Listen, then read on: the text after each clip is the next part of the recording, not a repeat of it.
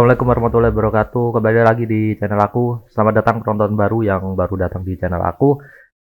Oke, pertama-tama kita akan ngebahas tentang latar belakangnya dulu ya. Di sini saya punya sebuah server yang ya nggak banyak sih penggunanya, ya kurang lebih ya 20-an ya, nggak sampai 100. Di sini saya ingin server saya ini ya, jaringan internet saya ini di sekitar rumah saya ini bermanfaat buat sekitar ya.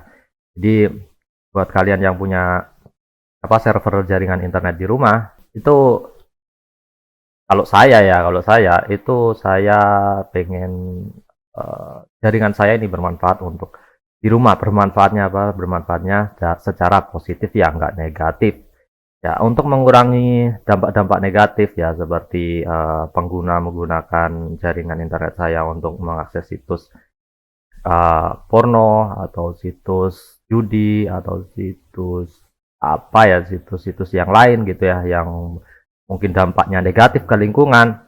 Itu kita bisa kurangi dengan yang namanya filtering. Nah, video kali ini kita akan membahas tentang filtering menggunakan mikrotik ya. Itu adalah backgroundnya, dimana saya ingin jaringan internet di rumah saya ini bermanfaat ya, paling enggak ya untuk biar pengguna itu nggak mudah mengakses secara langsung tanpa konfigurasi VPN, konfigurasi DNS gitu ya. Paling enggak kita bisa melakukan filtering secara default. Jadi pengguna yang nggak ngerti itu pasti akan terfiltering secara default. Ya tentu saja pengguna yang ngerti itu dia bisa pakai VPN, pakai DNS yang lain gitu ya, pasti bisa membobol filteringnya. Tapi seenggaknya kita udah mencoba untuk melakukan filtering supaya jaringan internet, jaringan wifi di sekitar rumah saya itu bermanfaat secara positif ya, dan mengurangi dampak negatifnya. Itu sih kalau saya ya. Tapi kalau yang lain mungkin berpikir, wah kan udah bayar bang, terserah penggunanya dong. Iya sih ya, kalau saya itu saya nggak gitu konsepnya, nggak gitu prinsipnya. Kalau saya punya jaringan, tentu saya yang harus mengatur jaringan itu supaya lebih condong dampaknya positif, bukan negatif ya. Jadi penggunanya pakai situs judi terus habis semua gitu ya, itu kan ada dengar cerita kayak gitu, itu mungkin akan apa ya, nggak enak lah pokoknya kalau didengar gitu ya, apalagi pak dia salah satu pelanggan kita gitu ya, itu saja nggak enak didengar. Makanya saya pengen di sini agar filtering ini lebih berdampak positif ya, jaringan wifi di rumah saya. Tentu sekalian bisa gunakan cara-cara filtering ini di rumah kalian masing-masing. Oke, sorry agak lama intronya. Oke, kita lanjut. Jadi ada beberapa cara untuk filtering ini. Yang pertama kita pakai DNS ya. Kita pakai DNS. Oke, DNS-nya adalah ini ya. Oke, DNS-nya adalah ini. Nah, saya pakai biasanya kalau DNS Google itu sebenarnya udah pakai filtering ya, udah pakai filtering sendiri. Cuma filteringnya Google ya, DNS-nya Google itu biasanya nggak sebagus filtering yang saya pakai ini ya, Clean Browsing. Nah, DNS ini gratis ya, DNS ini gratis. Kalian bisa cari aja latar belakang gimana DNS ini diciptain oleh 2 orang kalau nggak salah. Ini DNS-nya. Ini adalah DNS dari Clean Browsing ya.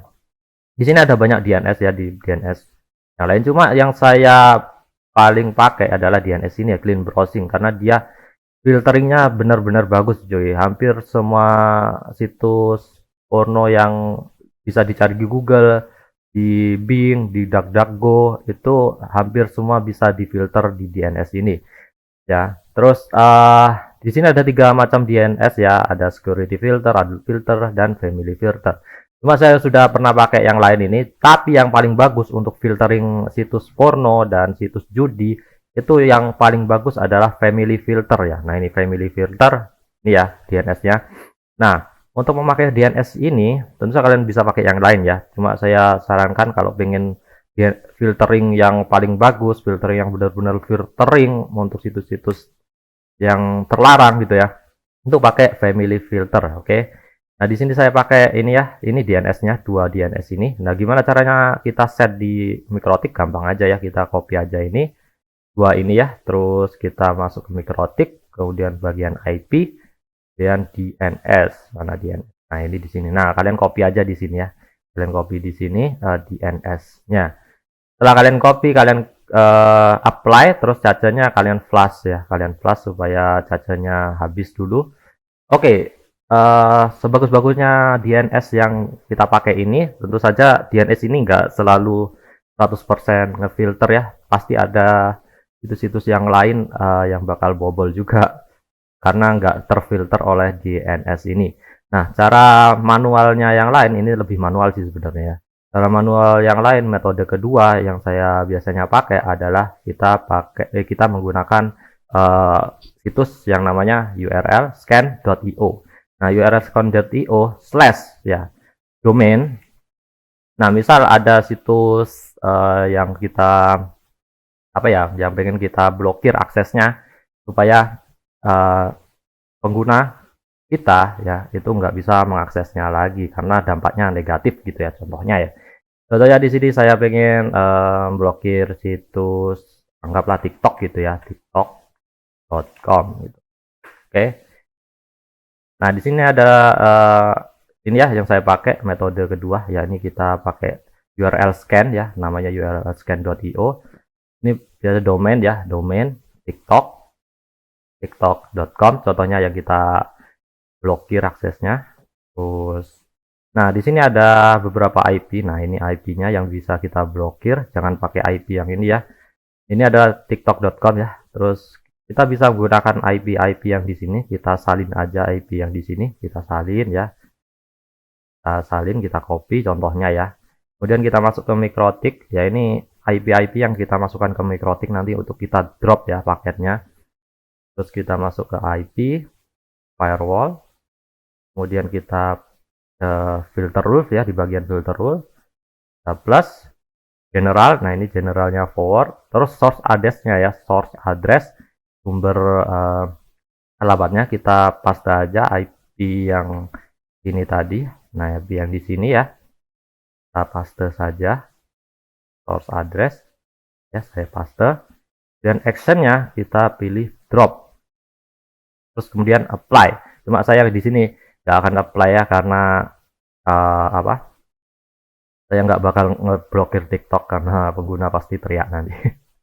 Nah, di sini ada beberapa situs ya saya drop ya, ini contohnya IP yang saya drop ya, IP yang DNS family filter, DNS clean browsing tadi yang bagian family filter nggak berhasil ngeblok, jadi saya tambahin di sini ya IP yang kemungkinan ya secara besar saya curigai sebagai IP yang mungkin memiliki dampak negatif ke lingkungan sekitar di jaringan saya gitu ya. Nah, itu cara kedua ya. Kalian bisa gunain yang lain. Contohnya misal ada situs yang lain, misal Jav gitu ya, jav.com. Itu kalian bisa juga blokir situs-situs seperti ini kalau misal domain ini nggak keblokir oleh DNS yang ini tadi ya. Nah, ini ada IPv4, ini kalian copy aja, kemudian kalian ulangi langkah yang tadi ya, kalian copy, kemudian kalian ke filter rule, tambah, terus ini chainnya forward, terus ini kalian paste aja di sini IP-nya yang ingin kita blokir, dan action. Nah, ini kalian drop dan klik apply. Itu aja sih sebenarnya ya, gampang banget untuk filteringnya. Nah, oke, itu metode kedua. Nah, metode ketiga adalah tentu saja kalau seperti itu kita harus cari manual dong domainnya. Sulit banget dong filteringnya nanti harus satu persatu. Pusing gitu ya. Ini cocoknya buat buat nambah-nambahin kalau lagi kosong, waktu kosong aja ya. Nah, cara kedua adalah melalui akses yang digunakan oleh user ya, Nah, biasanya saya itu lihat ya IP yang akses apa yang dibuka oleh user gitu ya, IP yang diakses oleh user gitu. Tentu saja saya nggak bisa melihat isinya ya, tapi saya bisa melihat tujuan IP-nya gitu. Tujuan IP-nya itu kemana gitu ya. Nah, biasanya saya lihat di bagian interface dash. Ini adalah metode ketiga ya, metode ketiga. Kita lihat IP yang dibuka oleh user, oleh pengguna. Kita bisa buka di bagian interface, Ethernet. Contohnya ISP2 ini sebagai ISP utama saya. ISP1 saya pakai backup saja. ISP2 ini ada traffic ya, ada traffic yang masuk. Kemudian kita buka. Nah ini, kemudian kita torch. Nah kita torch. Nah biasanya di sini kita bisa melihat bagian di sini ya, source. Nah ini ada IP-IP yang diakses oleh pengguna. Itu biasanya kita bisa lihat ini IP apa sih sebenarnya gitu. Dan kita coba kalian bisa timeoutnya ditambahin ya biar nggak berubah-ubah juga bisa. Dan di sini saya stop dulu ya. Oke, nah di sini saya stop. Nah di sini ada beberapa IP yang diakses oleh pengguna. Contohnya di sini nih ya, 157.240.206. Kemudian kita klik 2 kali dan kita paste copy. Oke, kita copy ini, kita lihat IP apa. Caranya bagaimana kita bisa melihat IP apa? Kita masuk ke URL scan yang tadi, kemudian kita hapus bagian domainnya di URL-nya, kemudian kita ketik IP slash dan kita paste IP yang tadi. Oke, tempel dan kita enter. Nah di sini kita bisa melihat, nah oh ternyata dia lagi buka Facebook ya. Tentu saja kita nggak bisa melihat ya ini sumbernya dari mana sih, kita nggak bisa melihat karena ini bukan IP pelanggan kita ya, bukan IP pelanggan tapi ini IP modem. Nah itu saja ini IP tujuan dari pelanggan ya, kita nggak bisa melihat ini sumbernya dari pelanggan siapa, tapi kita bisa melihat tujuan IP-nya apa ya. Tentu saja ini privasi ya, nggak bisa apa selamanya kita punya jaringan internet terus kita bisa melihat isi di dalamnya apa, isi paketnya. Tentu saja semua dienkripsi ya, kita cuma bisa melihat tujuan IP-nya kemana gitu aja ya. Nah ini contohnya dia salah satu pelanggan kita lagi mengakses Facebook gitu ya. Nah ini juga bisa. Nah ini kalau kita temukan ini nggak mencurigakan, kayak kita tahu ini Facebook. Kemudian kita coba IP yang kedua, contohnya di sini. Kalau kita klik 2 kali aja, kita copy, masuk lagi ke sini ke URL-nya, kita hapus yang IP yang tadi, kemudian kita paste, kita enter. Nah ternyata dia buka Google gitu ya. Nah ini contohnya ini nggak ketemu ya, nggak ketemu. Pengguna kita mengakses situs-situs yang mungkin ya mencurigakan gitu ya, terus kita blokir. Jadi di sini anggaplah ini Google situs mencurigakan, kemudian kita copy aja IP yang kita scan tadi menggunakan URL scan.io, kita copy lagi. Dan caranya seperti tadi ya, kita masuk ke firewall, dan kita tambahin lagi, kita forward source address, kita paste IP yang tadi, kemudian actionnya kita drop gitu ya, kemudian apply ya. Cuma di sini saya nggak bakal apply karena saya nggak mau ngeblokir situs Google ya. Nah itu dia mungkin cara-cara 3 metode yang bisa kalian pakai untuk apa ya, mengurangi dampak negatif ke jaringan internet, ke jaringan wifi yang kalian bangun ya. Itu kalau saya sih ya, kalau saya terapin filtering seperti itu supaya dampak internet di lingkungan sekitar sini itu lebih positif daripada negatifnya gitu ya.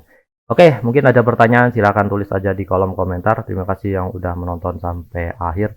Sampai jumpa di video berikutnya yang tentu saja lebih menarik. Silahkan diskusi di bawah ya. Mungkin ada metode lain yang nggak saya tahu. Sampai jumpa di video lain. Sampai jumpa. Bye-bye. Jangan lupa like dan subscribe ya.